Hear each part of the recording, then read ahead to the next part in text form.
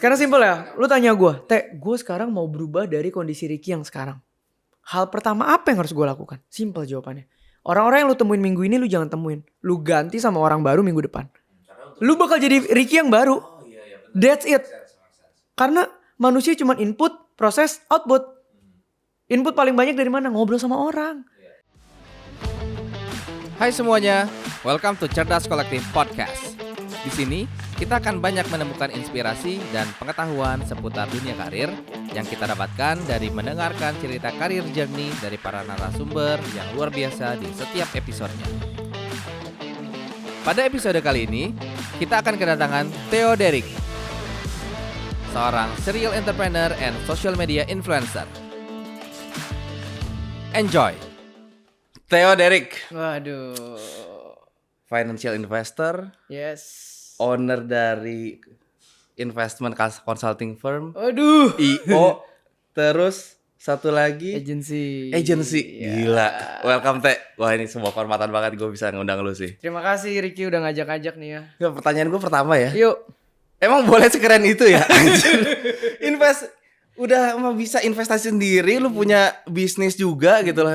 Emang ada waktunya ya untuk ngejalin semua itu ya? Gampang bro, yang penting hidup lu harus butuh uang. Butuh BU, oh, iya, ya. karena butuh semuanya bisa jalan ya. Susah BU, ada kesempatan sikat. Wah gila sih ini.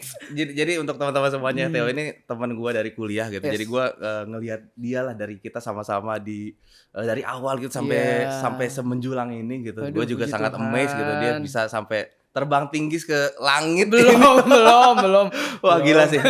Nah jadi ya Ya. seperti yang tadi kita udah obrolin di belakang Teh. Jadi kita di sini pengen ngebahas cerita karir lu kayak gimana nih, supaya teman-teman tuh bisa dapat bayangan kayak untuk mereka yang masih mencari tahu jati dirinya, kayak apakah mereka mau jadi pebisnis, apa mau mereka jadi profesional. Kalau misalnya mau jadi pebisnis kayak gimana jalan hidup yang bisa dijadikan contoh gitu. Kalau misalnya jadi profesional kayak gimana gitu kan. Nah sekarang kita kedatangan lu sebagai seorang profesional nih dan seorang investor juga gitu. Kayak gimana sih caranya bisa jadi seorang Theo Derrick gitu, kayak bisa sekeren itu tuh gimana caranya gitu Teh. Kayak lu mulai semuanya ini tuh dari mana sih? Oke, mungkin gue buat teman-teman ya dan bro mungkin kita pisahin dulu. Pertama mungkin kalau sebutan profesional mungkin kita belajar sama-sama di kampus dulu ya sampai cara bikin CV segala macam. Tapi ternyata kalau gua jalannya itu dari semester 8 kuliah karya entrepreneur. Oke, dari semester 8 ya dari lu. semester 8 kuliah. Mulai dari mana? Simple. Ini mungkin beberapa yang ngundang gua di podcast atau apa udah tahu background gua tuh single parent. Gue ikut nyokap dan kuliah di Prasmul biarpun lo dulu ngelihat gua Theo mah Cido nih banyak duit nih. Enggak bro. Ya kan kelihatannya gitu kan. Iya pasti dong. Kalau kulit putih sipit privilege. Banyak gitu, duit. iya. Nah itu waktu zaman dulu kita lagi main dicupu-cupuin dosen. Itu gue kuliah tuh bener-bener kayak patungan sama nyokap. Serius kadang, lu ada kadang patungan 50-50 juga? kadang gue harus 80 nyokap 20. Karena gue ikut nyokap. Oke. Nyokap tuh bukan tipe kayak wanita independen karir yang menjulang gitu enggak. Tapi tipe yang kayak ikut kerja saudara deh. Yang penting cukup hidup. Jadi gue tuh cari duit udah dari umur 15. Oke, sorry. Ini gak ada jualan kelas abis ini ya. Ini beneran. Oke, iya. Bukan gue mundurin gitu. Enggak. Oke, jadi sorry. Jadi sebenarnya dari ibu lu juga nyari uang boleh dalam tanda kutip kayak serabutan. Bareng gitu ya. iya. Dia Dan dari situ bantuin lu kayak saudara ada bantuin pabrik gitu. plastik. Oh, I see. Dia bantu kayak pembukuannya gitu-gitu, gaji bulanan. Tapi kan lo tau sendiri dulu kita kuliahnya di mana? Iya, Gak cukup. Benar, jadi ya udah dari situ. Ini juga bukan bilang cerita sedih sampai gak bisa makan, enggak ya? Iya. Gue masih bisa makan main Dota tenang aja. Iya. Udah emang kuliah dibutuhkan gue cari uang. Jadi dari umur 15 itu udah mulai dagang-dagang segala macam. Itu waktu kalau di kuliah dulu kalau kita pernah sekelas, nih, lu pasti akan lihat ada periode gue jualan baju-baju Korea. Ada periode gue jualan tempered glass casing HP karena rumah gue dulu deket-deket Roxy Lokasari gitu yang pusat-pusat itu. Gue sih pernah kena yang lu jualan power bank. Nah, ini gue gak bohong nih. Walaupun gue gak sekelas tapi gue kena. Oke. Nah, iya, kalau gitu. dari jual itu sendiri Teh, yang maksudnya kan dari selain kebutuhan ya. Apakah memang lu ada dorongan dari orang tua lu, ayo bantuin mama yuk, atau lu punya push factor sendiri? Namanya anak kalau lihat orang tua kerja capek demi kita pasti tujuan gue pertama adalah gue mau secepatnya punya penghasilan untuk bisa meringankan dia. Gue gak muluk-muluk lah tiba-tiba gue bisa terbangin dia ke Amerika atau apa liburan apa. Enggak. Yang penting beban dia makin ringan dulu. Dari mana caranya? Selama gua kuliah bisanya apa? Dagang dulu. Baru lo sampai semester 8. Gue lihat pop-up market. Kita ada pop-up kan? Pop-up, ada pop-up market. Terus gue lihat dong, ini yang ikut pop-up 60 brand, 70 brand.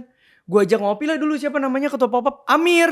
Oh, oke. Gue traktir ayam black, gue ajak dulu sama dia belajar. Oh, I see. Pop-up gimana sih? Ini kan omsetnya. Padahal lu kayaknya gak ikutan kepanitiaannya pop-up juga kan? 0. Gue tuh karir poinnya 0 Pak pas lulus.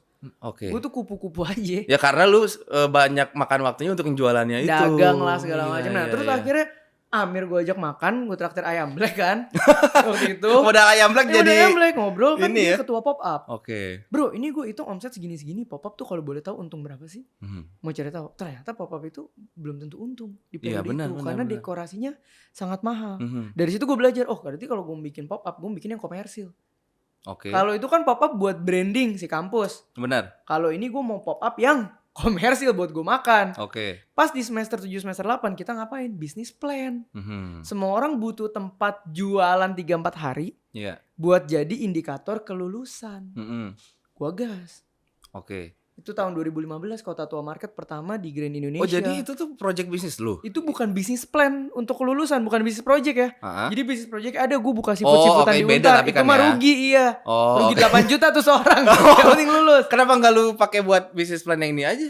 Yang sekalian tugas akhir? Karena udah jalan bisnis projectnya. Oh udah jalan duluan. Baru kepikir. Oke. Ya, 2015 Mei gue masih ingat. Itu masih ada di media tuh, bisa di Google. Event pertama 110 tenan, full 67 anak Prasmu. Wah, 67 brand 67 tenan anak Prasmu. I see. Berarti lu bisa manfaatin momentumnya itu ya. Milis, Bro. Oh, ngeblasnya lewat milis. Oke. Buat teman-teman Prasmulian yang mau jualan ini, aku dari ini ada event di sini. Khusus teman-teman Prasmul ada diskon. Oke. Khusus. Mungkin di sini kata kuncinya lu sedini mungkin harus oportunis ya. Iya. Kayak opportunis in a good way lah ya. Iya, maksudnya bukan yang segala cara lu oportunis, cuman kayak dengan semua resource terbatas yang lu punya, lu bisa se-oportunis mungkin supaya lu bisa milking. Iya. Gue kalau ditanya orang mau mulai bisnis gimana, itu paling simpel. Yang pertama list resource tuh kayak tadi, kita ada opportunity-nya, ada apanya. Yang kedua, kita lihat peluangnya. Di situ lagi bisnis project. Mungkin kalau bikin yang gak lagi di tahun bisnis project, nggak akan begitu. Iya benar-benar. Baru yang ketiga, eksekusi. Sih. Dan itu berarti bukan gara-gara kayaknya kayaknya gue ada passion untuk ngurus ego nih gitu ya. Gue tidak di dalam kondisi privilege untuk berpikir gue seneng jalan ini atau enggak. Oke, jadi yang gue seneng adalah duitnya dulu. Oke, jadi istilahnya kayak lu punya kebutuhan gue harus cari duit yang mana yang bisa gue dalamin. Iya, dan di pikiran gue selalu gini. Sore itu saya dulu gue udah bikin, kita kan ada latihan bikin CV, latihan interview kan. Bahkan gue tuh orang yang insecure sampai udah ngitung, ini ada di konten gue pernah bilang, gue udah ngitung penghasilan gue 8 tahun ke depan. Kalau tiap tahun gaji gue naik 10-20%, plus THR, plus bonus performance 1 kali gaji. Udah lu kalkulasi ya? 8 ke 12 kan tuh 96 kan. Itu gue rata-rata mungkin 105-110 kali gajian. Kira-kira gue punya duit berapa? Taraf hidup gue bisa semana. Tapi begitu ada kesempatan bisnis, ya sorry itu ini gue lepas dulu.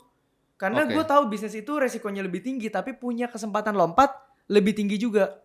Sorry, jadi lu ngitung kalkulasi yang tadi ketika lu udah ngejalanin bisnis lu nih, terus lu lagi mikirnya apakah lu mau kerja atau lagi bisnis lu? Iya, karena kan ya gue pikir ya ini bisnis sekali jadi nih, bikin satu event, what's next? Kan kita yang namanya ada kebutuhan pengen cari stability, bro. Benar. Gitu loh. Nah, cuman kalau misal ngomong stability kan kalau misalnya kita ngomongin kerjaan sama entrepreneurship kan beda kan ya. Jauh. Kalau secara kerjaan kan lu gaji bulanan lebih stable gitu kan ya kan. Kalau misalnya lu bisnis kan ya kalau misalnya dengan asumsi tadi kan lu misalnya konsisten gitu kan. Nah, cuman kan inkonsistensi itu kan selalu ada gitu kan. Betul. Nah, yang membuat lu yakin untuk wah ini sih ya udah ini lebih worth it, gue akan mengusahakan ini konsisten. Ngitung. Gue pertama kali dari Kota Tua Market itu gue dapat omset 600 juta. Itu untung bersih sekitar 43-44%, sekitar 250 juta. Kemudian duit ada masuk ke company. Untungnya 40%-an. Iya. Di yang event pertama. Oh itu emang kayak udah berkat Tuhan aja. Karena ini beli di Indomaret nih. Botol Aqua 330 mili. Jual lagi di pameran. Dari Aqua doang nih ya. Gue waktu itu marginnya 19 juta pak. Wow. Karena kan orang Wah. muter-muter Iya pasti sih, aus. Iya benar. Yang gue larang semuanya jual aqua, gue doang yang jual aqua. 330 mili waktu itu. Oh, ada lu regulate juga ya? Iya, jadi udah dapat untung segitu, terus akhirnya bagi sama partner, ada partnernya, bagi, akhirnya itu dapat 100 juta pertama gue. Terus gue ngitung, andai kata event ini setahun cuma 2 kali, gue hidup nggak? Dengan biaya hidup gue saat itu. I see. Kalau masih hidup, gue fight. Karena masih muda bro. Iya. Resiko masih bisa kita gas gitu. Ya udah. Iya. Dan itu lu nemuin teman lu untuk founding bareng dari mana? Gereja. Oh dari gereja. Iya. Dan lu put faith ke mereka karena apa? Karena sama-sama susah bro. Oh oke. Jadi lu nyari profil yang sama ini gitu ya? Itu saya. Sekarang kalau lu tanya gue, lu mau invest ke orang yang seperti apa? Ya kayak visi lah. Mau invest ke orang seperti apa? Pasti mereka bilang, gue mau founder yang hidup matinya di perusahaan itu. Iya. Kalau itu founder bapaknya kaya, hidup matinya nggak di perusahaan itu pak. Benar. Ya make sense. Ya kan? itu investing style kan. Ya itu menurut gue realita hidup aja lah. Iya. Gitu loh. Nah, dan gue ketemu temen yang ternyata hidupnya juga bergantung di sini. Berarti apa? Ini orang akan sama-sama gue hidup mati. Iya. Gas. Tapi kalau hari itu gue dapat yang mungkin bokap nyokapnya lumayan ada, gue skip dulu. Kenapa? Kita punya determinasi nggak sama. Gue mau ngegas, dia nyantai pasti. Gue mau ngegas, dia nyantai. Nggak bisa. Oke. Nah itu berarti dari situ kan lu menemukan sebuah kesamaan value yang lu percaya supaya itu tuh punya key success factor yang lu rate-nya lumayan tinggi lah gitu kan dari situ. Nah makanya dari situ lu ngejalin bareng gitu ya. Betul. I see. Oke. Nah dari situ terus gimana teh perkembangannya sampai mikir kan lu udah bisnis nih. Nah dari bisnis kan sibuk juga kan. Iya. Lu terus kenapa lu sampai bisa mikir untuk oke deh ini gue coba diversify income gue, terus mikir investasi, terus mikir bisnis Ini gue alhandnya ngomong dari segi gitu. entrepreneur dulu ya, karena otak gue nih kayak mungkin udah 90%-nya entrepreneur nih. Gitu ya. Dari segi entrepreneur gue bisa ngomong bahwa gue meyakini secara realistis tidak ada yang namanya sebuah bisnis sustainable. Nah ini mungkin unpopular opinion. Buat gue gak ada bisnis yang sustainable, tapi ada ekosistem yang sustainable. I see. Satu bisnis berdiri sendiri, lu lihat berapa tahun pun kemudian dia bisa hilang. Tapi satu ekosistem yang awalnya ini yang kuat, nanti yang ini, nanti yang ini, ekosistem ini akan sustain. Oh, I see. Karena saling melengkapi satu sama lain. Karena saling melengkapi. Gitu loh. Kenapa sekarang kita bisa lihat produk yang kita sering pakai apa sih? Apple, Samsung. Kuat. Bukan satu produk batangan handphone loh. Ekosistemnya kuat sekali. Make sense, bener. Connect laptop, connect AirPods, connect Galaxy Buds, connect. Jadi dia nggak tergantung sama satu revenue stream itu kan ya? Tidak. Itulah yang membuat gue di tengah jalan gue sadar. Oh, bisnis kenceng nih. Iya. Tapi kan bisnis juga didukung faktor makroekonomi bro. Benar. Iya kan. Waktu gue mungkin bikin pameran 2015 sampai 2019 begini. Tapi 2019 ke 2020 tanpa harus ada pandemi aja ekonomi tuh udah begini, declining loh. Orang daya beli turun loh. Gitu loh. Bayangin kalau gue stuck di situ terus. Berarti kan gue nungguin ekonomi, daya beli tinggi, gue bisa jual mahal, omset naik. Daya beli turun, harga gue diskon, omset turun. Nggak bisa begitu. That's why ada peluangnya di mana selama masih satu kategori audience, gue diversify. I see. Cuman triggernya apa ya? Sampai lu punya pola pikir bahwa lu bukan mau bikin sebuah bisnis, tapi lu mau bikin sebuah ekosistem. Karena bisnis gue banyak yang mati bro. Jadi lu belajar dari bisnis-bisnis itu yang mati dulu. Iya, gue pernah bisnis susu, lu pernah ini gak sih? Iya, susu tahu gua. Itu pernah buka di mall 3 tahun, itu udah sampai mau jual franchise, tutup. Terus gue pernah bikin healthy catering, zaman-zamannya healthy lagi mulai naik, lu tau kan tuh momentum healthy gila-gila nih bareng bini gue bikin healthy catering, 6 bulan tutup. Macam-macam gitu loh. Oh, jadi dari situ lu belajar dari bisnis-bisnis yang mati sebenarnya apa nih yang bikin nggak sustain Iya, gitu ternyata bertahan di satu bisnis itu sangat fragile. Dan gue merasa gini bro, ketika kita punya bisnis tahun ini, omset kali 2 atau kali 3, mungkin kita ngerasa, wih ini strategi gue bagus banget. Enggak. Ini kayak ntar bakalan makin gede gitu. Enggak, yang gue rasakan adalah strategi kita lagi hoki ketemu momentum.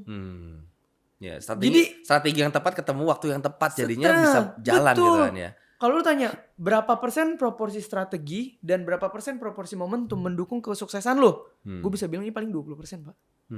Ini 80%. Iya sih benar. Yang harus kita lihat ininya. Ditambah ini dapat. Makanya mungkin lu lihat sekarang, kok lu tiba-tiba pelan-pelan ngebangun traffic, ada agency social media, ada pameran buat offline, itu kan pelan-pelan ekosistem tuh. Oke. Tapi itu apa yang lu bangun itu pasti lu pikirkan ada ketergantungan sama satu sama lainnya atau nggak mesti ada ketergantungan interkoneksi satu sama lain? Yang gue lihat audiens gue. Kalau gue pameran, audiens gue siapa? Corporate, UMKM. Oke? Kebutuhan mereka apa? Selain offline activation dan selling. Sekarang digital. Udah pasti nggak mungkin lari. I see. Jadi untuk enhance di situ ya gue bikin agency digital. Jadi yang lu jadikan sebagai Jangkar itu adalah main audience atau main customer pool yang lu ada tap in sekarang. Betul. Gitu. Ngelihat mereka kebutuhannya ada di mana aja, baru lu create value di sana di titik-titiknya. Betul. Ini gue 2 bulan lagi mau launching business unit baru. Jadi gue punya pameran kan namanya Byte Project. Byte Project itu ntar khusus semuanya pameran-pameran bazar yang gue bikin sekarang. Mau yang temanya beauty, Korea, Jepang, multi brand di gedung kantor dan di mall itu setahun bisa ada 40-an pameran tuh. Nah setahun ada 40 itu mau gue scale up aja kalau bisa. Byte Project ya udah khusus pameran sampai 100 kalau bisa setahun. Udah scoopnya di situ. Kalau di pool ini ada kebutuhan digital, gue udah siap tampung di sini. Nextnya dengan traffic gue yang lagi semakin puji Tuhan semakin berkembang, punya network yang semakin bagus, kebutuhan berikutnya apa pasti korporasi. Maka 2 bulan lagi gue akan launching lagi bisnis unit baru namanya Byte Event. Khusus apa? Consultant event, booth production buat Gias, JCC, J-Expo, event-event skala besar dari korporat semua. Nah nanti ada lagi di situ. Oh I see. Jadi bukan pola pikirnya kayak lu punya satu bisnis apa ya yang bisa memperkuat bisnis gue, nggak gitu berarti ya? Iya. Di 1 tahun pertama, mungkin 3 tahun pertama begitu. Oke, salah nggak tapi kayak pola pikirnya kayak begitu? Enggak, karena dengan begitu kita bisa ngukur bisnis kita mentoknya di mana. Oke. Gue udah lihat nih 40 pameran gue bisa, oke. 60 tambah ini human resource bisa. 70 mungkin masih bisa sampai pinggir-pinggir Jakarta, nanti mungkin Sumarekon masuk, Living World masuk, Cibubur, Bekasi gue masuk. Mungkin 80 masih bisa, Bandung, Surabaya, Tunjungan Plaza, segala macam masih bisa. Gue udah ngukur. Oh, mentok-mentok di situ. Oke. Yang titik batas atasnya yang realistis seberapa banyak gitu ya. Jadi kayak lu scalability-nya udah terukur gitu ya masing-masing bisnisnya. Dan yang gue belajar dari bisnis, tidak selalu bisnis lu gede banget, itu sweet spotnya belum tentu. Contoh, agency. Mungkin aja, ini kan kalau agency itu kan selalu bermain jumlah klien sama human resource. Kita balance quality sama pricing. Ya, ini orang agency pasti ngerti lah. Belum tentu punya 100 klien lebih sweet daripada 70 klien. Kalau misalnya rasionya nggak tepat gitu ya. Karena rasionya bisa aja dipaksain tepat demi omset 100 klien. Tapi lu bisa sacrifice quality, sacrifice credibility, sacrifice lu punya tim burnout terus. Kebayang ya? Lebih bagus lu turunin sedikit sampai lu masuk sweet spotnya. What's next? Masuk mana lagi nih? Yang bisa enhance ini. Oh, maksudnya masuk mana lagi itu bisnis apa lagi yang bisa di-create? Iya, unit bisnis apa lagi yang bisa di-create untuk enhance itu. Oh, I see. Gitu. Oke. Itu kalau pola pikir gue ya, gue masih entrepreneur kecil lah. Wah, bisa masih ikan cupang di tengah samudra ini, ya, Pak. kalau misalnya dibandingin yang Astra ya oke ya. Cuma kalau dibandingin masyarakat biasa, waduh. Wah, luar biasa, sangat rendah hati ya. Ya, oke Teh. Nah, tadi kan kita udah sampai lu bangun bisnis yang CEO. Nah, abis itu lu ada cerita bisnis lu yang tadi bertumbangan, terus lu ada belajar, terus lu mikir gimana cara lu bisa bikin sebuah ekosistem bisnis yang bisa berkembang semakin lama semakin besar gitu kan ya. Nah, terus titik lu untuk jadi sebuah investor terus bikin bisnis yang lain itu kapan? Oke. Jadi ini pisahin ya, ini sisi entrepreneurship tadi. Ini sisi pengelolaan uang. Oh, oke. Gue ini kita balik ke tadi nih. Dapat 100 juta pertama di umur 22 ya berarti ya. 100 juta pertama. Ya, itu berarti umur 22 tuh waktu 2015 kalau enggak salah. Pas lulus banget ya. Iya. Itu kan pameran gue beres tuh. Udah dapat duit. Di otak gue apa lagi nih? Kita punya cash flow machine-nya. Kita mau bangun. Punya uang 100 juta, orang kayak gue itu waktu itu adalah gue aja detik itu ya masih ada bodohnya. Bodohnya apa? Gue tuh dulu waktu SMA pernah berelasi lah sama orang. Akhirnya putus karena family-nya berada, gue enggak. Single parent. Yang jadi permasalahan waktu itu di situ, trigger putusnya adalah gue dijemput sama ceweknya naik mobil. Begitu punya duit 100 juta, otak gue pertama apa? Beli mobil. Serius gue. Oke. Karena emosi ya, emosi. Wah, kayak mau kasih lihat nih gitu. Biasa anak muda, ya kan. Ya udah, kira ya adalah gue sebagian DP mobil tuh. Itu gue bisa bilang kalau ditanya, lu financial mistakes lu apa? Gue akan bilang itu. Karena tidak ada kebutuhan di sana, tapi buat pride. Karena yang sama ego. Emosi ya. Iya, yang drive kayak, gue udah bisa nih umur segini beli ini. Anak lu udah bisa belum? Iya. Kalau nggak pakai duit lo maksudnya. Iya. Gitu dong. Benar. Ya udah, akhirnya beli mobil ya udah masih ada sisa tuh sekian puluh juta. Ya gue mikir kayak, orang tuh ngapain lagi ya biasa ya kalau orang entrepreneur cari duit ya. Gimana cara dia ngembangin uangnya lagi ya gitu ya. Googling lah, ngobrol-ngobrol sama teman-teman nyokap juga yang punya pabrik plastiknya, yang ibarat nyokap kerja di sana. Gue pengen tahu apa sih yang dilakukan. Lu ngobrol tuh sama dia. Ngobrol akhirnya. Nah ini orang kebetulan orang apa ya? Orang Cina glodok tau gak lu? Orang Cina glodok nih, sorry kalau teman-teman gak tahu ya. Ini bukan maksud rasis ya. Orang Tionghoa glodok tuh gini. Toko sepi bro, pabrik mati bro, beli rumah. Loh, itu gimana ya? Itu ceritanya selalu susah, tapi kantongnya nambah terus ya. Nah, gue ngobrol sama dia dong. Gue tuh kebawa culture-nya. Aduh iya nih pabrik mah gak apalah biasa duit gini-gini. Terus dia bilang, lu kalau dapet duit dia selalu kasih gue jangan. Lu kalau dapet duit lo ya pakai tuh cuma 20% aja. Sisanya 80% lu simpan atau lu investasikan. Dari situ kan masuk. Terus gue kan sering ngobrol. Gue kan kerja di situ. Trigger investasinya berarti dari sana tuh. Pertama dari sana. Lu ngobrol sama pebisnis yang udah senior. Iya, udah 40-an, 47 waktu di detik itu tuh. Ya, jadi iya berarti kan yang gue lakukan apa? Dapat duit, gue udah kedorong ego DP mobil. Ada sisa dong. Baru dengerin dia. Saving. Tapi gue pikir-pikir ini gue saving segini buat apa juga nanggung. Beli rumah gak bisa, buat modal bisnis gak bisa. Berarti gue harus masuk ke next stepnya yang dia bilang, coba investasi. Dari situ baru mulai ngulik-ngulik lagi. Ada temen yang baru mulai masuk ke manajemen investasi. Baru ada apa, anak lulusan Finance Prasmul. Waktu itu gue lupa ada namanya siapa dah. Ada gue samperin orang, pokoknya kalau belajar gue samperin orang ngobrol. Biarpun gue gak ngerti nih, tapi gue simpen dulu di sini gitu. Nah udah pelan-pelan. Terus kan gue Agustus event kedua bro. Mei event pertama, Agustus event kedua. Untung lagi 200 juta itu. Tapi bedanya event kedua gue di demo. Kenapa tuh? Di demo gara-gara waktu itu ada grup gede. Jadi gue waktu itu event di Peak. Marketing office gitu, kecil gitu kan ya. Buat 100 tenan. Itu ada dulu namanya Hype. Jadi itu gede banget lahan kosong. Dipasangin apalah itu tau lah yang kayak tenda-tenda begitu tuh ya. Yang dari besi. Jeder ditaruh 200 tenan. Openingnya undang artis. Di tanggal gue bikin.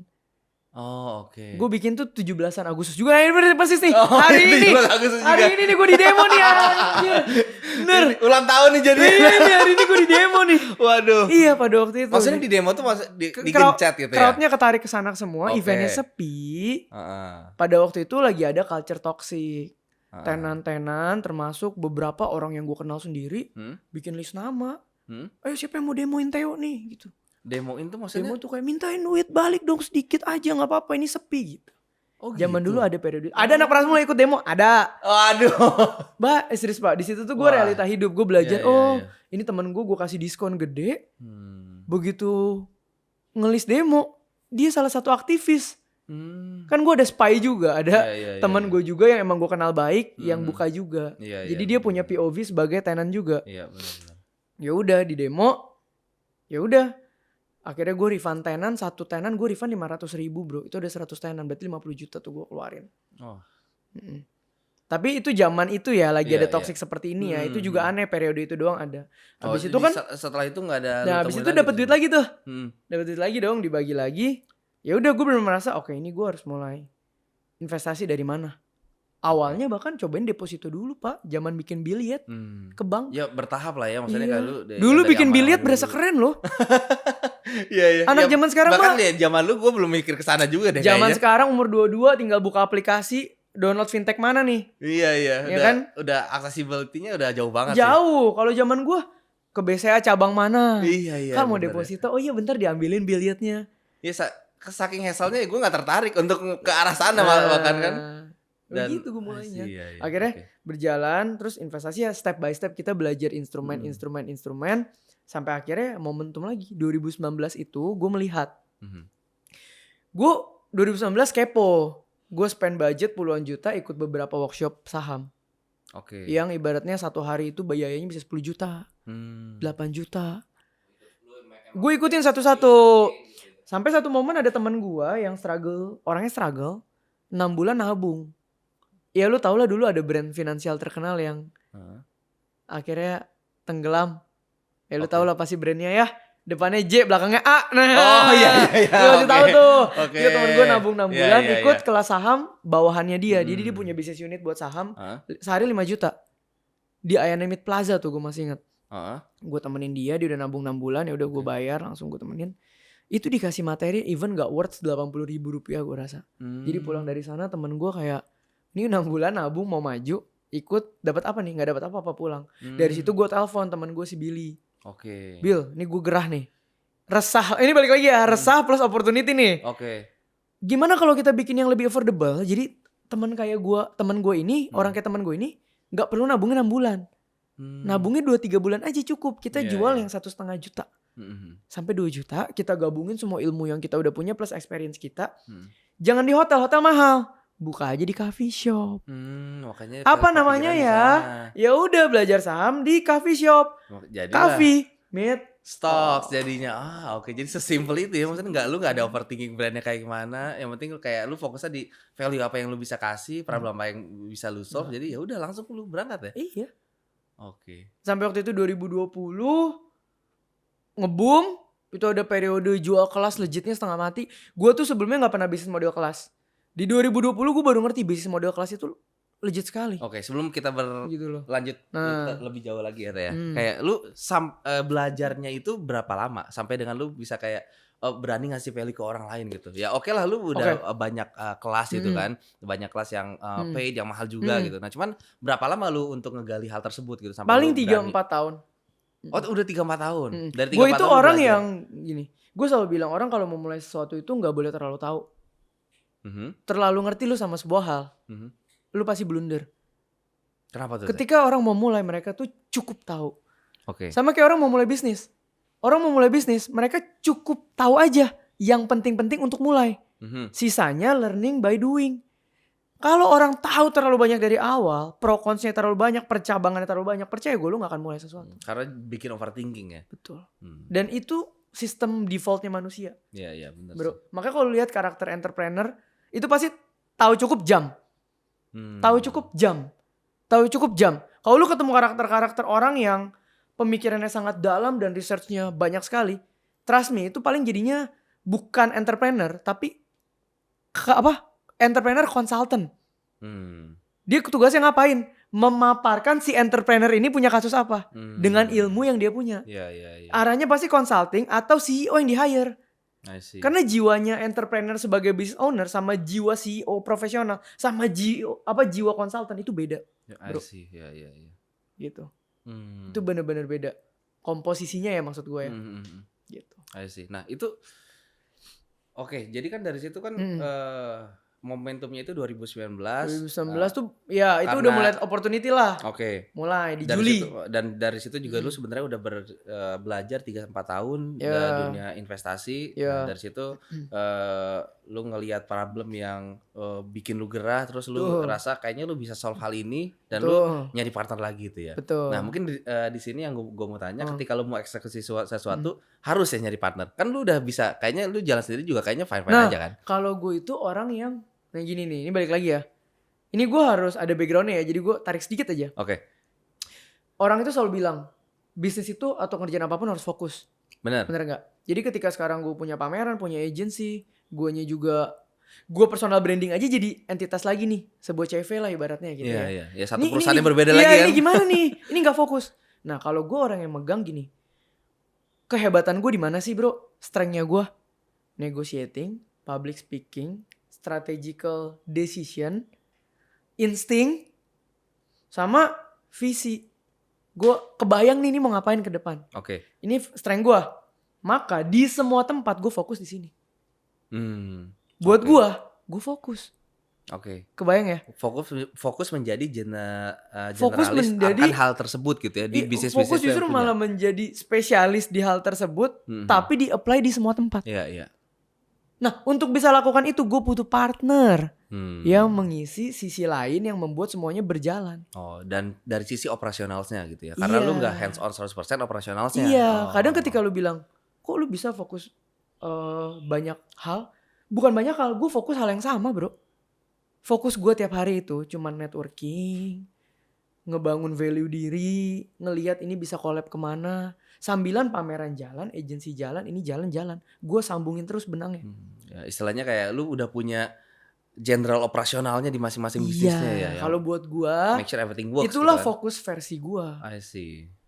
Growth nggak semuanya, growth. Kenapa guanya growth, gue tarik ke sini, gue tarik ke sini. Ininya growth, gue lempar ke sini, lempar ke sini. Ininya growth, gue lempar ke sini, lempar ke sini. Nah itu kan dari point of view lu ya. Gimana caranya lu bisa dapetin kepercayaan dari partner yang lu ajak? Nah, itu relasi. Jadi partner gue ini kan mostly semuanya ada Billy.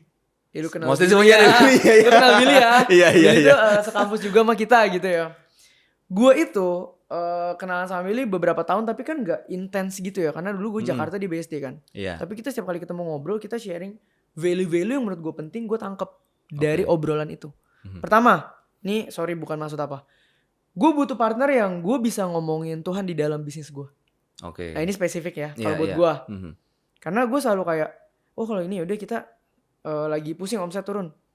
Lu satu dulu deh, gue satu dulu deh. Kita lihat deh ini gimana. Itu kalau nggak ada partner yang bisa ngerti itu udah nggak jalan tuh. Oke. Sedangkan itu recharge-nya gue. Asih. Maka gue butuh partner yang recharge-nya di situ juga.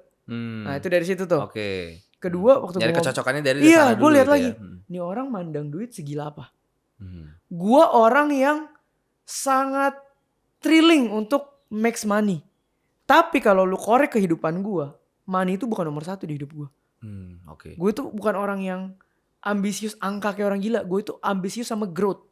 Bukan ambisius sama numbers. Maka gue harus cari partner yang bisa mikir gitu juga. Fokusnya ke growth gitu ya. Maksudnya bukan hanya profit nomor satu bukan sana kayak, gitu ya. Bisa mikir gini nih. Gak apa-apa nih kita lagi bangun pameran nih ya. Agency ini kita lagi bangun pondasi. 3 tahun lagi 2 tahun lagi. Ini buahnya kita petik nih. Orang yang mikir growth bisa ke sana. Ya, yang orang mikir lebih jauh gitu ya. Orang yang mikir duit depan mata langsung mikir, itu duit nganggur di perusahaan bagi-bagi gitu ya. Mau ngapain lu? Iya. Beda loh itu, bro. Kalau bisnis nggak jalan kita kompak. Kalau bisnis terbang, wah, lain cerita itu kan biasa pecahnya di situ. Benar. Itu gue lihat lagi, gimana nih orang ngelihat duit. Ketiga, gimana nih orang ngelihat orang. Gue orang yang ngelihat tim nggak bisa kayak alat. Gitu loh. Gue orang yang pengen perusahaan gue nih jadi wadah grow bareng-bareng. Wah. Gitu loh. Jadi dari awal lu udah memanusiakan manusia. Tapi bukan keluarga ya. Gue paling kesel kalau ada perusahaan. Kita keluarga. Bacot. Enggak. Gitu. Itu biasa perusahaan yang ngomong gitu lebih jahat dari yang lain. Karena mau nge-abuse ya. Bukan. Iya kayak. Gue kan keluarga nih. Jadi lu gue siksa lu gak boleh protes. Ya gitu. Gue suka ngomong ke tim gue. Biarpun belum gede-gede banget ya. Gue baru berapa ya. Sekitar 25-30 orang. Gue selalu bilang, kita bukan keluarga. Tapi gue mau semua yang masuk sini tahun depan tambah pinter. Wah. Tapi tambah pinter jangan keluar. Tambah pinter di sini. Kalau lu mau keluar ntar cari bikin yang bawa lu sepinter lu baru lu keluar. Gue selalu bilang kayak gitu. Fair dong. Iya. Nah gue lihat cara Billy ngeliat orang gimana. Oh dia ngeliat orang juga kayak gitu. Oh ya udah deh ini worth untuk dicoba gitu. I see. Ya jadi intinya lu nyari seseorang yang value-nya itu sama dari beberapa aspek yang menurut lu penting gitu ya. Betul, yang krusial buat gua. Oke, dan dari situ lu dapat keyakinannya bahwa oh nih orang nih bisa berjalan jauh bareng gitu ya. Iya, biarpun prosesnya nggak segampang itu ya. I see. Oke. Nah, itu kan berarti tadi udah kita ngomongin yang IO, terus lu masuk ke dunia investasi, bikin Coffee Meet Stocks gitu. Nah, terus lu yang terakhir ini berarti yang si agency itu ya? Agency ya, baru 18 bulan lah. 18 bulan. Nah, itu triggernya apa lu untuk Simple. bikin sana? Gue ketemu anak umur 19 tahun waktu itu lagi ngobrol sama gue. Dia lagi buka agency pertama dia dan gue lagi support juga. Banyak ngobrol. Gue kayak, nemenin dia, lu harus lihat ininya, lu harus gini-gini. Oke. Tiba-tiba Dia lagi konsultasi sama lu maksudnya? Iya. Dan gue emang lihat nih anak potensial sekali, pinter. Dia bener-bener kayak versi gue dimudain. Wah. Terus lebih ambisinya dikali 2 lah gitu. Oke. Jadi gue ngeliat, mirip nih, gue seneng ngobrol. Ngobrol. Gue lihat dia dalam setahun itu pertumbuhan agensinya gila banget. Oke. Bener-bener gila itu. Jadi sebenarnya dia udah jalan duluan. Udah. Bahkan jadi hitungannya lu beli dia? Enggak, gue gak beli. Gue bikin lagi. Gue bikin lagi. Dengan ajak dia? Atau? Enggak. Gue ngomong sama dia. Gue inspired by lu. Gue mau bikin agency ya. Tapi kita gak bakal head on. Kenapa? Karena lu kan udah naik. Jadi agency itu kan selalu permasalahan credibility ya. Credibility itu selalu masalah waktu. Tahun pertama klien lu pasti UMKM kecil. Ntar lu naik, lu udah mulai korporasi. Lu naik, lu udah mulai apa gitu. Jadi klien dia tuh levelnya di atas gua. Di awal gua mulai. Itu malah gua sekarang masih banyak ngobrol. Dia kan berarti udah lebih lama dong. Terus nanya, problem ini lu solve gimana sih gitu. Terus gua suka lempar klien. I see. Kayak gitu. Gua pertama kali lihat opportunity dari situ. Setelah gua lihat itu gua pikir, oh iya ya, semua orang ke arah sosial media nih. Mau personal branding, mau corporate branding, mau apapun, semua branding di sosial media. Ya udahlah, gue jump in aja dulu. Gue harus punya satu. I see. Nah ini tuh gue kalau ngelihat lu tuh ya, jadi kayak versi kecilnya konglomerasi gitu. Kayak konglomerasi itu kan mereka punya banyak bisnis, banyak revenue stream, tapi semuanya gede-gede gitu kan. Betul. Nah cuman lu ini versi kecilnya konglomerasi yang mana lu punya banyak bisnis, jalan semua dan semuanya bisa ya saling upsell satu sama lain lah boleh dibilang juga gitu kan. Progres pertumbuhan lah. Nah kayak itu gimana ya Teh? Maksudnya itu kan lu punya bisnis semuanya boleh gue bilang belum ada yang super gede banget kan. Betul. Belum ada gitu kan ya. Kayak kenapa lu ya oke lah tadi kan lu udah ngejelasin bahwa lu tuh pengen bikin suatu ekosistem bisnis gitu ya. Cuman gimana mikirnya kayak kenapa nggak lu bener-bener fokusin dulu ke at least misalnya 2 gitu. 2 lu gedein sampai at some point gitu baru lu nambah gitu. Kayak kan kalau misalnya kita dari tadi ngobrol kan kayak lebih ke lu dapat ngelihat opportunity ya udah gue sikat gitu kan. Itu kenapa enggak modelnya kayak lu targetin dulu misalnya si Coffee Bean Stocks nih sampai bisnis size-nya itu 3x dari yang saat ini gitu misalnya baru gue mikirin bisnis yang lain gitu. Jadi ini sisi pandang beda. Kalau sisi pandang gue sebagai investor gue akan mikir kayak gitu. Karena Indian bisnisnya bukan buat gue jalanin, buat gue jual. Gue akan fokus 3x, gue jual 10x. Tapi sebagai entrepreneur yang udah 8 tahun nih ya, biarpun baru 8 tahun ya, gue merasa bahwa bisnis itu susah sekali. Gampang untuk ngomong kita mau bangun ini sampai 10x, tapi bisa aja di 2,5x lu udah tutup. Iya benar. Jadi apa yang gue lakukan adalah gue membangun 2-3 hal. Ini kan udah 3 hal nih sebenarnya yang gue fokus banget. Pameran udah 8 tahun. Agency baru 18 bulan. Satu lagi personal branding gue yang malah sekarang konsisten sekali. 3 ini udah gue lock. Gue memang udah gak mau nambah. Nah Coffee Bean Stocks ini kemarin muncul di momentum. 3 gak mau nambah tuh gak mau nambah apa maksudnya? Gak mau nambah bisnis baru tapi mau nambah unit bisnis baru yang di dalam bisnis ini. Jadi sekarang lebih fokusnya ke sub bisnis unitnya. Betul gitu karena ya? Ekosistemnya udah ketemu. Gue sebagai orang yang punya traffic, gue bisa lempar ke pameran, gue bisa lempar ke agency. Ini sebenarnya udah jadi ekosistem nih Pak. Gue nggak perlu keluar dari sini. Gue tinggal lihat agency nambah apa ya? Studio live nih abis ini. Berarti at this point kalau misalnya lu ada nge-catch opportunity banyak di luar dari itu udah lu nggak akan keluar dari sana at least saat ini gitu. Saat ini yang mau ngajakin gue bisnis tiba-tiba buka ini banyak, gue udah tolak semua. Karena buat gue gini, cash flow tuh ada 3 buat gue ya. Kalau orang mau growing dia punya aset, yang pertama personal income, yang kedua business income, yang ketiga multiplying asset. Ini gue lihat nih orang cuma 3 ini nih. Sekarang gini, sekeren-kerennya lu jalanin sebuah bisnis 3-5 tahun pertama, seberapa banyak sih lu bisa ambil buat beli mobil mewah? Gak mungkin.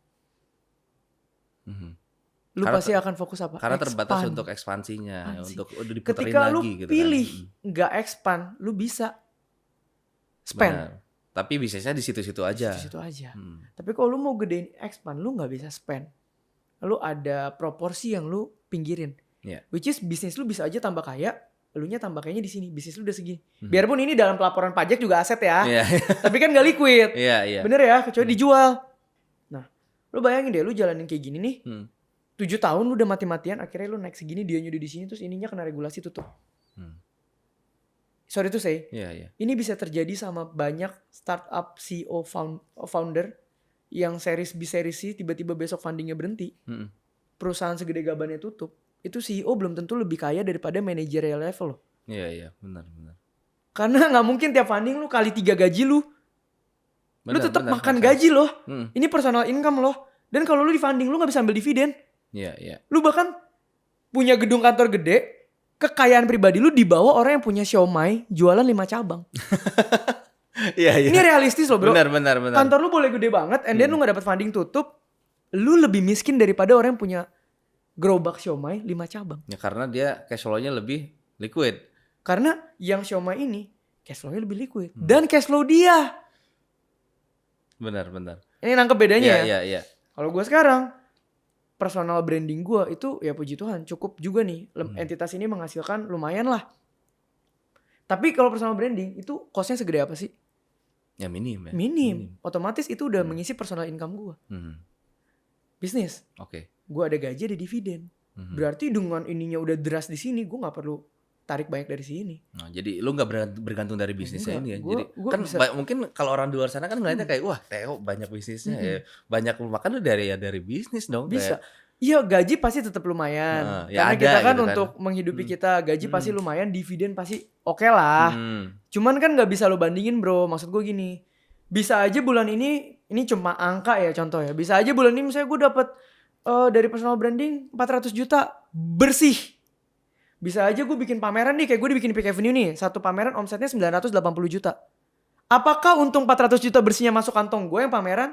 Enggak dong. Masuknya operasional company. Operasional company. Yang ini? Ya langsung ke lu gitu kan. Gua. Gitu. Ya. Semakin guanya berkembang, company juga semakin bisa berkembang loh. Semakin company berkembang, belum tentu guanya berkembang loh. Nah, ini kan oke, kita ngomongin yang bisnisnya dulu ya. Jadi kan lu tadi bilang lu kan fokus mau ngebesarin company-nya supaya bisa grow gitu kan. Betul. Nah, terus kan berarti kan si foundersnya itu kan harus frugal atas dirinya kan. Tidak frugal. Tidak perlu sampai frugal lah. Kan harus maksudnya kan nggak ngebatasin kan. Maksudnya kayak kalau misalnya lagi gede ya lu ambil segede-gedenya kan nggak gitu kan. Nah maksudnya secara idealnya yang mungkin bisa lu kasih saran berapa persen yang perlu lu ambil, yang sisanya ya lu kasih untuk nge-grow company-nya aja lah gitu. Kalau menurut gue setidaknya dari per bulan net profit itu kalau gue ya sistem gue ya gue akan membuat 50-60% itu nganggur di company dulu di tahun itu. Nanti kalau ternyata kita nggak ada rencana expand, bagi dividen gedean gak ada masalah. Tapi sekarang gini lah bro, lu punya 3 company misalnya, gaji 20 aja udah 60. Emang lu sebulan ngabisin duit sebanyak apa sih? Iya, kecuali kalau gaya hidupnya hedon banget ya. Lu sebulan habis 50 juta aja udah bisa weekend makan enak kok. Iya benar. Bro, enak banget lah bro, 60 juta. Gila lu. Iya, karena living cost gue masih di around itu kok. Oke. Iya. Sisanya mana? Tabungan. Nah baru tadi masuk yang ketiga, gimana cara multiplying asetnya. Situ. Yang aset yang lebih jangka panjangnya ya. Jangka panjang ya, karena apa, cash flow-nya udah punya. Jadi kan tadi kita udah bahas journey lu dari awal lu kuliah kayak gimana sampai akhirnya lu membangun bisnis di agensi lu itu ya. Kayak lu bisa manage complexity yang ada di sekitar lu untuk bisa manage 3 bisnis dalam satu waktu yang sama sambil lu investasi juga gitu. Secara pembagian time managementnya itu lu baginya gimana ya Teh? Maksudnya lu kita semua sama-sama punya 7 hari dalam seminggu gitu loh. Tapi di sini lu bisa manage 3 bisnis sambil investasi juga. Ya. Ini nih gue paparin dulu ya. Jadi gini. Yang pertama bukan pembagian waktu bro. Yang pertama pembagian peran. Pembagian peran. Yang tadi gue bilang. Jadi banyak orang boleh dibilang salah fokus dong di awal. Gue selalu bilang sama partner gue dari awal ketika mau bisnis bareng. Ini strength gue. Ketika mereka sudah acknowledge gue emang bagusnya di situ dan mereka merasa kontribusi gue besar dari sisi itu, mereka akan menerima bahwa oke, gue juga mau the best di partnya gue. Operasional. Jadi perannya dulu tuh. Peran udah oke nih. Berarti gak akan ada masalah kayak Theo lagi pergi networking sama ini, kok dia nggak ke kantor sih? Itu udah nggak mungkin ada tuh ya. Karena udah jelas segregation dari awal ya. Oke. Jelas, karena gue bisa datengin klien, gue bisa datengin network, gue bisa datengin investor, gue bisa bawa ini kemana-mana. Itu value-nya gue. Iya. Karena kalau misalnya nggak clear dari awal ya bisa ada distrust dari sana. Ini kok dia free riding lu apa gimana hari gitu ini ya. tanggal 17 kerja nih, bisnis bertiga, 2 orang kerja, satunya pergi jalan-jalan. Enak juga deh jalan-jalan, kan simple. Benar. Kita kan harus clear dari awal perannya dulu. Maka ketika gue udah dapet partner kayak Billy nih yang cocok, nextnya kita ngomong apa? Kita hire tim ya. Supaya di dalam operasional lu pun, lu gak kecapean teknis. Lu tetap overview sistem dan operasional. Fair ya? Iya. Oke. Baru deh tuh jalan. Jadi sekarang gue seminggu itu ke kantor agency 1 kali. Tapi ada daily meeting tiap hari ya pagi. Ke kantor pameran 1 kali. Sisanya daily meeting. Terus shoot konten itu 2 jam dalam 1 hari. Oke, dan itu udah pasti ya? Itu udah lu plot tuh ya? Udah pasti. Jadi udah pasti ada waktu gue alokasikan buat itu tuh. Nah, shoot konten juga gue tahu gue punya bisnis. Makanya gue bilang sama tim gue, cari konten. Gue balik lagi nih, gue bilang sama tim gue, strength gue ini. Gue orangnya bisa unscript, bisa spontan, bisa apa.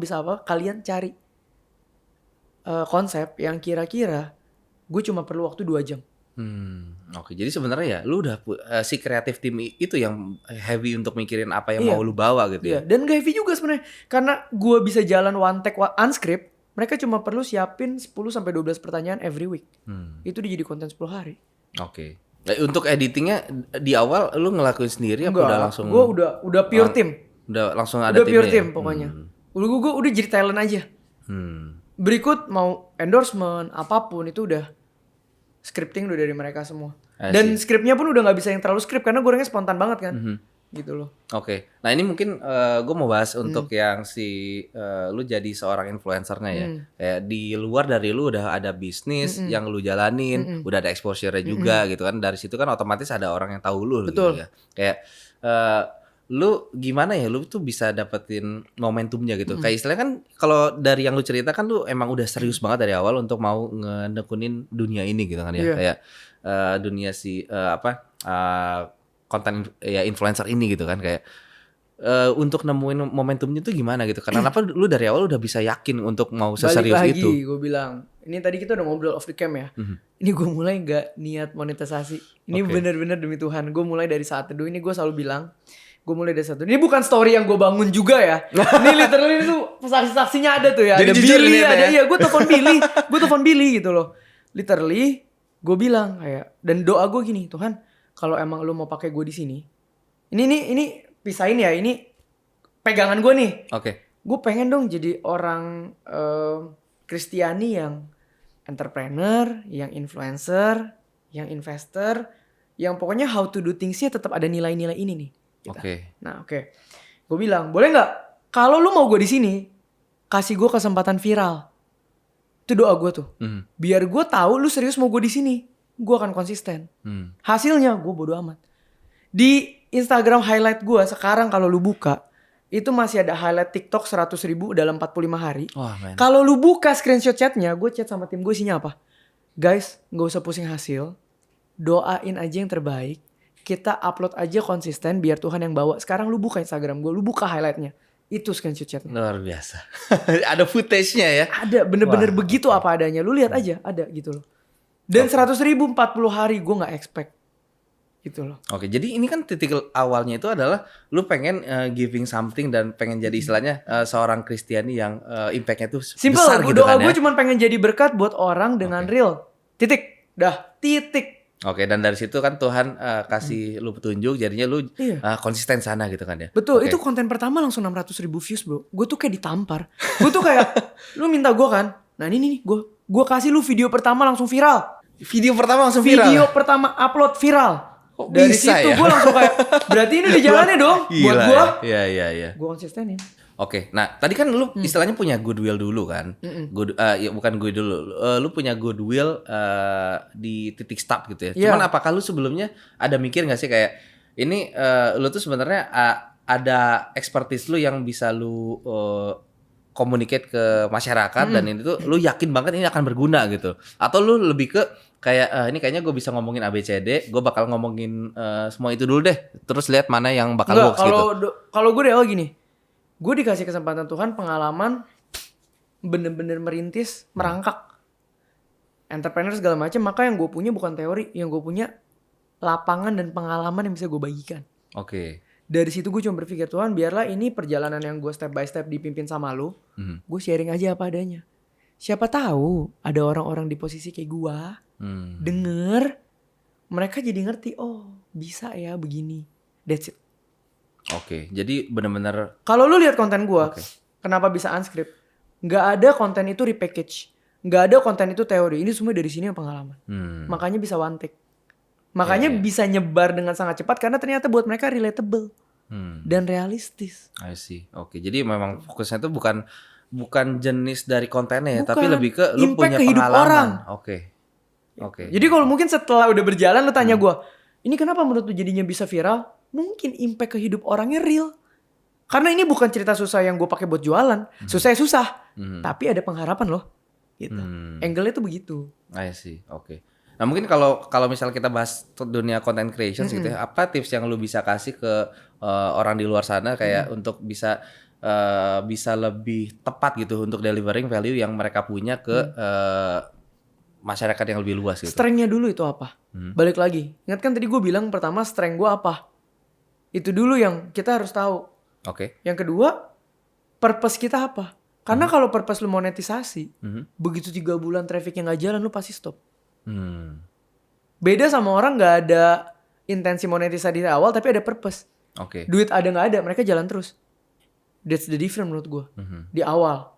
Oke. Baru yang kedua, setelah Tuhan kasih berkat kayak gitu, gue pun bukan orang yang kayak udahlah jalan aja begitu. Enggak. Kita evaluate tiap 2 minggu. Akhirnya nanti lu ketemu audiens lu tuh sukanya irisan apa sama apa. Jadi jalannya juga maksudnya perlu sistematis dan evaluasi. Terukur ya. Betul. Utamanya. Jadi sesimpel gini, ini hal paling kecil ya. Gue ngisi YouTube, misalnya kita ngisi YouTube sekarang, kita potong, taruh TikTok, taruh IG Reels, itu kan mesti dievaluate. Naik nggak ya konten potongan YouTube di TikTok sama IG? Cocok nggak ya? Benar. Itu kan ada evaluate-nya. Benar. Gitu. Jadi yang pertama lu harus tahu strength-nya, purpose-nya. Yang kedua lu harus rajin dan konsisten evaluasi. Yang ketiga nih yang menurut gue penting banget. Ini kalau mau ngomongin monetisasi ya. Attitude sama cara lu networking. Itu kebantu banget. Kenapa? Karena in the end ketika banyak banget gue dengar cerita dari agency. Karena gue juga punya agency. Banyak tuh influencer lumayan tanda kutip sombong. Oh oke. Sedangkan kalau sorry to say kalau mau ngomong project lu dari agency juga. Iya. Jadi istilahnya mereka treatmentnya kurang bagus padahal itu sumber income mereka dari sana. Makan mereka juga. Jadi karena gue udah dibentuk sama Tuhan dari awal udah ngerti networking, orang entrepreneur gitu udah biasa. Jadi sekarang sama agensi udah kenal, udah enak kayak. Ada satu agensi bisa ngasih gue, gue ada brand ini, lu lagi ntar gue ada brand ini, lu bantuin gue lagi ya. Karena bangun relasinya enak. Iya, kerjasamanya enak, komunikasi enak dan kebetulan kan juga insight-nya. Iya. Bagus performance-nya. I see. Nah ini gue sekarang kepikiran dari cara lu mengelola bisnis ya, kayak oke lah, lu udah ada visi yang jelas, lu pengen bikin sebuah ekosistem, mau bikin ABCD gitu ya. Gimana cuman lu manage resource-nya ya? Kan sebanyak-banyaknya lu punya resource kan terbatas dan di titik waktu yang beragam ini kan levelnya berbeda-beda gitu ya. Kayak lu ada nentuin tolak ukurnya nggak ya? Kayak kalau gue hanya akan menambah bisnis kalau misalnya gue punya cash reserve berapa atau ya tolak ukur yang lain lah gitu. Kalau dari yang gue dengar dari lu kan soalnya kayak lu catch sebuah opportunity, masuk sama ekosistem yang lu mau bangun, gas gitu. Nah, cuman dari sisi resource manajemennya gimana, Teh? Gue akan tetap balik ke awal. Gue orang yang selalu bilang juga sama partner gue, buat gue momentum itu nomor 1. Oke. Jadi momentumnya ada, gue siap berdebat dulu sama lu untuk kesehatan perusahaan, ya lu counter ke gue bilang dari human resource-nya. Agensi gue gitu. Ini ada opportunity, gue traffic lagi ada, upscale brand kita gue mau ambil, bahkan ada beberapa, ya adalah opportunity besar lagi yang lagi ditawarin. Gue bilang gue mau ambil, gue gak mau ngerem. Karena opportunity itu bisa diambil siapa aja, tapi ini lagi datang ke kita. Sekarang kita ngobrol, lu counter gue. nggak bisa teh, kan gini, nggak bisa teh, kurang ini, nggak bisa teh. Lalu counter gue, kita cari solusinya, gue bilang. Jadi kalau ngomong gimana manage human resource-nya, expertise-nya partner gue, strength-nya gue, opportunity-nya. That's why kalau lu ngomong sama gue akan bahas opportunity dan momentum. Mungkin kalau ngobrolnya sama partner gue, dia akan bahas human resource-nya. I see. Jadi strength-nya dia di situ. Oke, jadi kalau misalnya boleh dibilang stylenya lu ini, lu bener-bener nggak mau miss momentum lah intinya. Jadi kayak regardless kondisi secara cash flow-nya itu kayak gimana, lu akan memaksimalkan semua hal tersebut itu untuk bisa cash momentumnya itu. Iya, gitu. karena momentum walaupun ditambah, sampai bisa ngutang, sampai perlu ngutang nggak? Enggak, justru ketika lagi ada momentum, justru strategi yang murah pun bisa ngasilin uang. Make sense. Nah, cuman kalau misalnya sampai perlu sampai ngutang gimana? Untuk gue pernah pameran ngutang. Oke. Gue pernah pameran ngutang. Ngutang sama diri gue sendiri pernah. Ngutang sama gimana ya? Ngutang sama diri sendiri. Jadi kan gimana pun kita punya partner. Oke. Kita perlu chip in untuk project ini. Okay. Kita perlu bayar sewa pameran katakanlah sekian. Butuh berapa duit nih? Duit gue pribadi tuh. Ntar bayar ya. Karena yang dari bisnisnya soalnya lagi kurang gitu. Lagi muter di tempat lain. Pameran kan makin banyak tempat, lu pasti ada DP sana, DP sini, DP sana, DP sini gitu loh. Tapi ya tetap ngukur. Kalau kayak gitu gue udah keukur. Ini kalau untung risk and rewardnya tetap gedean rewardnya. Dan kalau amit-amit kita rugi, nggak mengganggu kehidupan perusahaan. Oke. Jadi selama calculated risk nggak apa-apa. Iya. Kalau cuma kayak ngurangin jatah dividen gue ya udah worth. Gitu. I see. Oke, jadi di sini poin utamanya adalah ketika lu dapat sebuah momentum yang sebisa mungkin lu catch gitu ya. Iya. Uniknya, biarpun gue yang sangat gila sama momentum, finance perusahaan tuh decisionnya di gue loh. Mereka semua percaya sama gue untuk finance. Ya karena lu terbukti instingnya tajam. Karena mereka melihat gue tuh bisa mengukur mana opportunity yang sehat digas, mana yang offside, mana yang mending jangan sama sekali. Iya. Pernah nggak lu ada decisions yang lu ngerasa blunder gitu ya, kayak lu ada opportunity yang sebenarnya ini bisa lu ambil tapi dengan kalkulasinya lu jadi nggak ambil dulu lah gitu. Terus ya kalau ada nggak yang kayak begitu? Banyak lah. Nah, simpel aja. Coffee Meets Stocks waktu itu kita ngobrol kan, lu kan ngomong, lu nggak mau jadi exchanger. Waktu itu gue belum ngerti loh. Di momen lu ngomong lu gak mau jadi exchanger, ajaib aja belum ada. Iya benar. Gue udah kenalan orang-orang YC loh. Gue bisa aja kesana duluan. Tapi kan gue gak ngerti momen itu. Ya udah bukan rezeki gue. Itu kan tapi kan salah satu yang, kalau waktu itu gue dengerin Ricky gue coba, peluang ke arah sana gede banget ya misalnya. Tapi ada POV kedua. Gue lagi bakar duit buat bikin apps. Ada yang ngomong, lu ngapain bikin apps? 2 tahun lagi turun semua. Bikin media finance aja.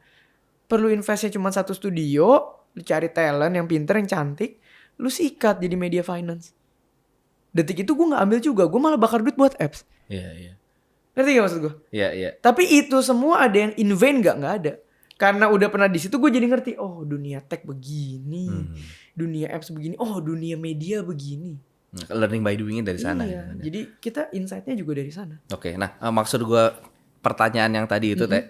Ini kan jadi catching opportunity itu kan sebuah something yang mesti di-hone kan. Kayak nggak semua orang bisa langsung tajam dan langsung bisa sense-nya tuh bisa sesensitif itu untuk catching si opportunity itu gitu kan ya. Jadi kayak seorang Theo aja dia pernah dan bisa losing opportunity gitu. Betul. Nah, cuman gimana ya supaya kita tuh bisa lebih ngerti nih gimana caranya untuk bisa manage hal tersebut itu lebih taktis gitu loh. Jadi kita nggak sia-sia gitu dengan apa yang kita udah jalanin selama ini gitu. Ngobrol sama orang.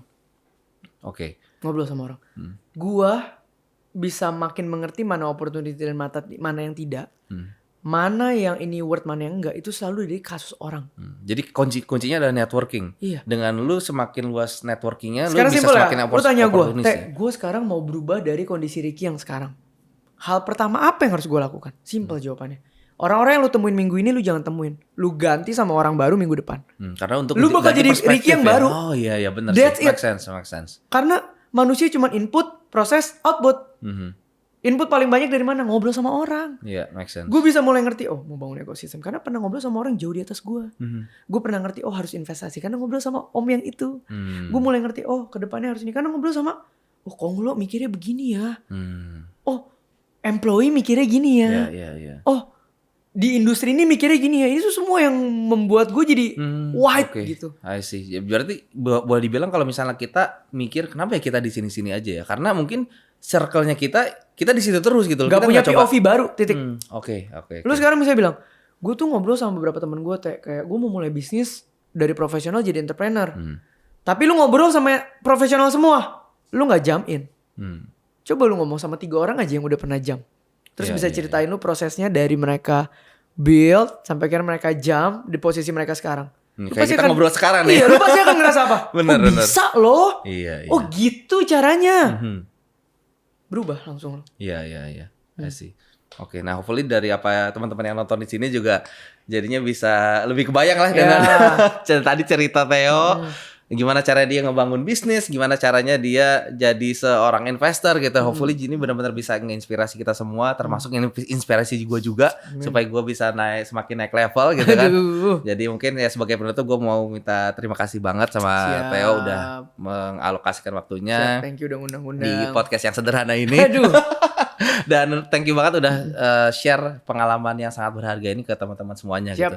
Gue yakin ini bakalan sangat inspiring banget gitu. Karena cerita lu sangat genuine karena emang begitu ke gue aja sangat inspiring gitu loh. Iya karena emang begitu kejadiannya. Luar biasa. Oke, kalau gitu thank you banget ya. Siap. Thank you banget ya, see you on the next episode.